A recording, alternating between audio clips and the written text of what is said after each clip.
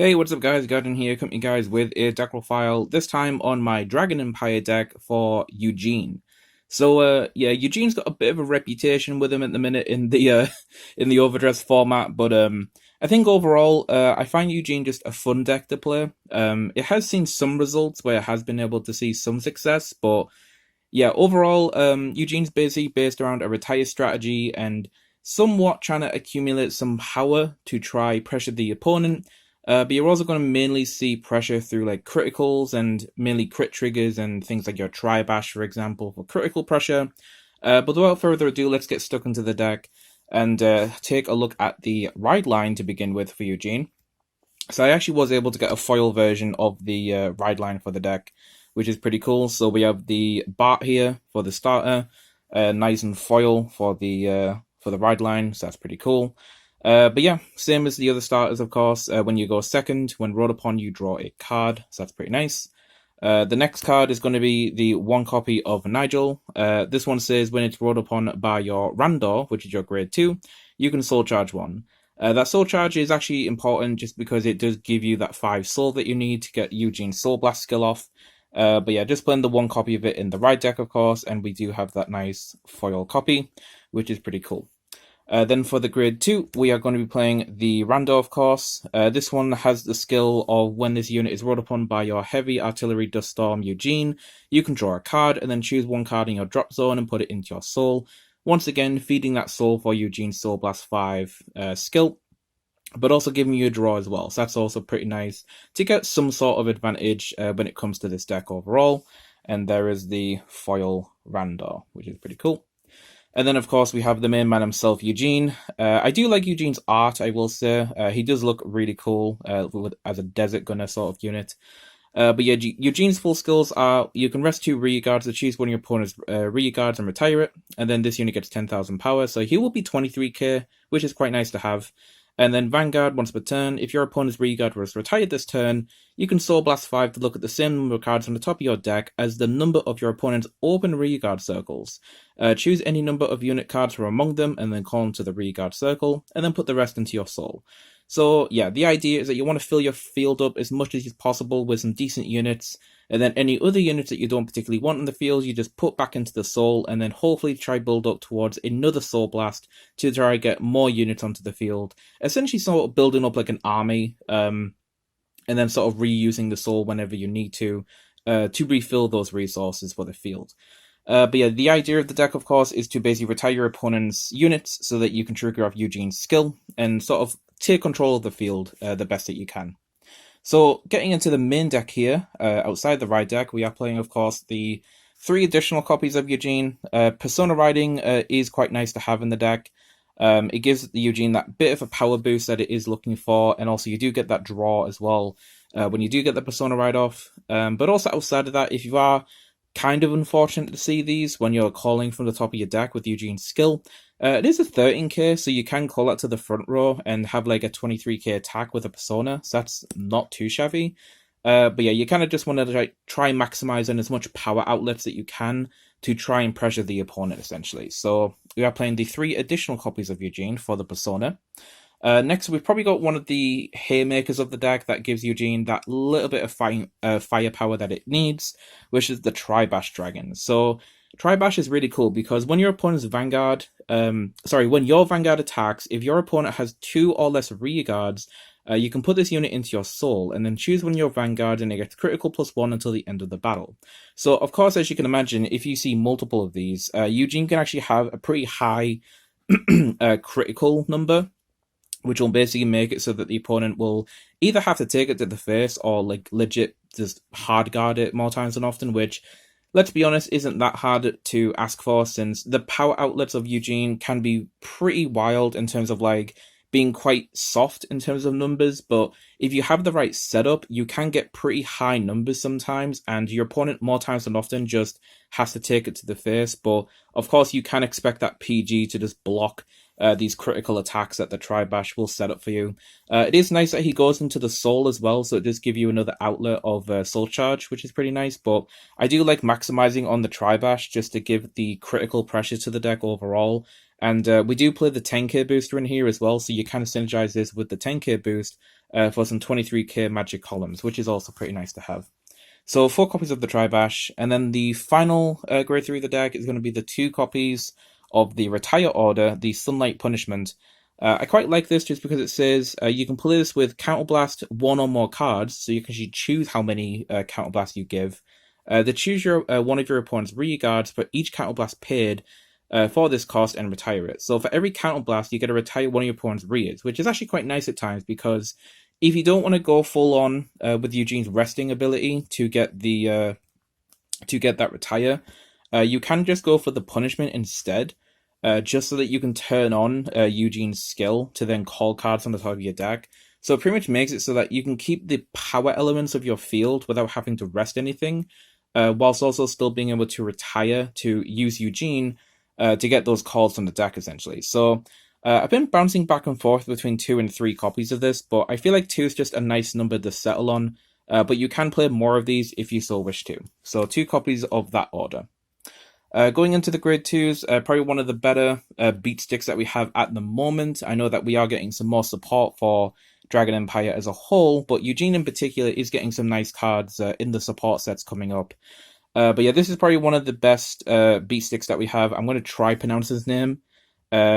Oshikuni, I guess. Yeah, some of these names are a bit obscure for me to try pronounce sometimes, but he's pretty simple. On the rear guard, when this unit attacks, if your opponent has 2 or less rear guards, this unit gets 5k till end of battle. So he's a 15k attacker essentially. So putting him with an 8k booster will make him 23, which is nice, and then if you persona that turn, that'll be 33. So he's essentially there just to give you a good beat stick to attack your opponent with, which is pretty much all you can ask for at the minute in this deck.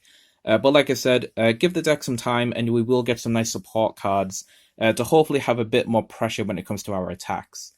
And then next we are playing a bit more of a utility grade 2 with some retire focus. We are playing the 3 copies of the Dragritter Alwalith. This one basically says when placed on rear, you can Counterblast and Soul Blast to choose one of your opponent's grade 2 or greater rear guards and retire it. So I do like having that utility of retire outside of Eugene's skill. It does cost a Soul Blast, which you do have to be wary of because you kind of need to balance the soul well enough with your resources just so that you are able to use Eugene's skill when applicable. But again, having that outlet to the retire outside of resting your units is pretty key at times. And yeah, just late game, if you're just fighting for resources and fighting for field control, this could be pretty nice to just get rid of your opponent's units and try to take control a little bit. So just playing the 3 copies of those for now. I was thinking about dropping it to 2, but I'm just sticking with the 3 for the time being. Next for the grade 1s, we are playing the 3 additional copies of the Nigel, just because he's a really good rest target for Eugene, since his reguard skill is that when your opponent's reguard is retired during our main phase, you can Counterblast and retire this unit, choose one of your opponent's reguards, and retire it. So you can just freely rest this guy, retire something with Eugene, and then use his skill to Counterblast, retire himself, and then pop something else on the field. So it pretty much gives you those multi-retires that you're looking for to gain that control. But yeah, outside of this is like one of our better rest units. You can also look at the Tribash as well as a decent rest unit, since you don't really need to use this as an aggressor to attack with, but if you already have a decent formation on the field, you can just have this in the back row to rest, and then just suck it into the soul anyway with Eugene to gain the crit. So that's also fine. So 3 copies of the Nigel is what we're going for, and of course the one in the ride deck. So next we're playing the 4 copies, or pretty much our next best rest target for Eugene, which is the Shigamanago. Shigamango. Yeah, mango. Yeah. Yep, mango. Yeah, this one, basically, when your opponent's reguard is retired during your main phase, you can retire this unit, look at the top card of your deck, you may call a unit card from among them to rear, and if you did not call, you put it rest into your soul. So you basically look at the top, call it if you want to, if it's a unit, but if not, put it into the soul. So it can refund itself in terms of retiring it, getting a call out, but the soul generation is sometimes niche. It depends on if you need that soul to trigger Eugene off, or if you want to use it for the Alwalith retire or whatever. It depends, but it's a very iffy card just because it is good because it can remove itself from the field by resting it with Eugene and then retiring it to get something else, either a soul charge or a unit. but it's debatable, right? So at the minute, we're just playing the 4 because it's one of the only other good rest targets that we have at the moment. But outside of that, it is an 8k boost, and you can actually call these in the early game if you want to get some early game aggro. If you want to do some rush, because your opponent more times than often might not go for this for an attack, since it's not really too valuable to us. It is good, but we're not like, we're not like losing a limb essentially if they do attack into it, right? So it can soak an attack if the opponent wants to go into it, if they so choose to. Then for the remaining grid ones, we have our 3 10k boosters with the Velocihazard. Yeah, it's just nice because the Tribash is 13, Eugene obviously is 13, so we can get some 23k numbers with this consistently. Also, you can just call it into a rearguard column, get an 8k boost. The 2k doesn't really matter at that point, kind of, but depending on the situation, it could matter if you're going first and your opponent's at a grade 2 base with the 10k, but yeah, it's a feels nice card. It gives you the magic numbers that you're looking for to get that power pressure that Eugene is kind of lacking at the moment. So that's kind of what I decided to go with those. And of course, for the final grade one, we have our PGs from the main set, just so that we can survive and hopefully live another turn to try get some more attacks in to win the game. So with that, we have our triggers. So we of course playing our 4 copies of the crit from the start deck. Yeah, it's got no additional effects, it's just reminder text, so just 4 crit from the start deck, and then the 4 Conduct Spark Dragon from the main set. So we are playing 8 crit, just because we are looking for that additional pressure with those criticals, and trying to close out the game as quick as we can, and crits are the best way to do that, obviously. So those are the 8 crits. We are playing the 3 draw trigger, just because this deck's very resource intensive. I do find a lot of the time we are looking to try gain as much plussing as we can. You can maybe go down for 7 crit to put another draw in if you wanted to, but I honestly feel you'd need to maximize on your crits just so that you have that pressure, like I said, that Eugene is kind of lacking. So the draw triggers are nice, nice discard targets as well for the ride deck, so it's all good. So 3 copies of those. And we, of course, have our 1 over trigger, which is going to be the Dragveda, which can resend the Vanguard, which is very nice.